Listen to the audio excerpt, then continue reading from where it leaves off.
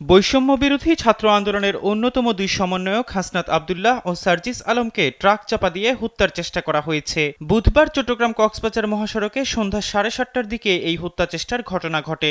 আন্দোলনের কেন্দ্রীয় সমন্বয়ক মোহাম্মদ তরিকুল ইসলাম কালবেলাকে এই তথ্য নিশ্চিত করেছেন। দুর্ঘটনার সময় হাসনাত সার্জিসদের সঙ্গে থাকা আহমদুল্লাহ সাকিব নামে এক ব্যক্তি ফেসবুক পোস্টে জানিয়েছেন, শহীদ অ্যাডভোকেট সাইফুল ইসলাম আলিফ ভাইয়ের কবর জিয়ারত করে ফেরার পথে আনুমানিক সন্ধ্যা 7:30 চট্টগ্রাম কক্সবাজার মহাসড়কের চুন্তি ইউনিয়নের হাজী রাস্তার মোড়ে বৈষম্য বিরোধী ছাত্র আন্দোলনের আহ্বায়ক হাসনাত আব্দুল্লাহ ও সার্জিস আলমের গাড়ি বহরে ট্রাক চাপা দিয়ে হত্যা চেষ্টা করা হয়।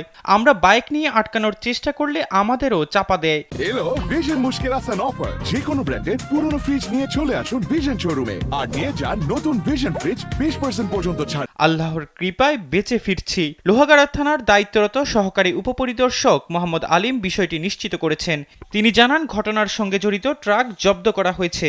বিষয়টি নিয়ে একটি আইনগত প্রক্রিয়া চলমান রয়েছে। বৈষম্য বিরোধী ছাত্র আন্দোলনের কেন্দ্রীয় সমন্বয়ক মোহাম্মদ তরিকুল ইসলাম কালবেলাকে জানান, শহীদ অ্যাডভোকেট সাইফুল ইসলাম আলিফ ভাইয়ের কবর জিয়ারত করে ঢাকায় ফিরছিলেন বৈষম্য বিরোধী ছাত্র আন্দোলনের আহ্বায়ক হাসনাত আব্দুল্লাহ ও সার্জিস আলম। পথিমধ্যে সন্ধ্যা 7:30টার দিকে চট্টগ্রাম কক্সবাজার মহাসড়কের চুন্তি ইউনিয়নের হাজী রাস্তার মোড়ে তাদের ট্রাক চাপা দিয়ে হত্যার চেষ্টা করা হয়।